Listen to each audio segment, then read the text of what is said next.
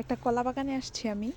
এই যে এই পুরোটা কলা বাগান, নতুন করে কলা বাগানটা করা হয়েছে। এখানে আগে সবজি চাষ করতো। আর এই যে এই পাশে দুইটা তাল গাছও আছে। এই যে তালগুলা আগেই বিক্রি করে ফেলা হয়েছে।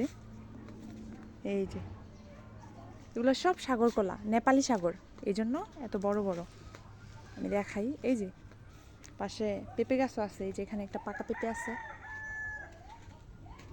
আর এই বাগানটা হচ্ছে আমার ছোট চাচার। এই যে পেঁপে গাছ সাথে, এই যে সাথে লিচু গাছও আছে।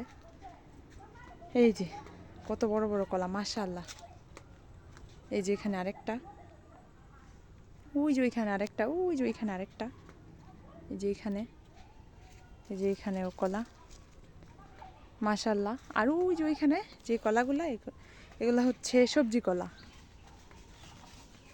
মানে এটা দিয়ে তরকারি কলা, তরকারি কলা ওইটারে বলে, এটা দিয়ে তরকারি রান্না করে। এই যে কলা, এই যে আরেকটা,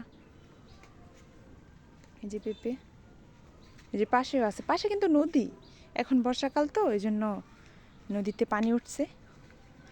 পাশে সব লিচু বাগান, ওই যে ওইখানে এগুলো সব লিচু বাগান, সোনারগাঁ তো লিচু গাছ, লিচু বাগান। এই যে এর পাশেও একটা বাগান, এই যে, এই যে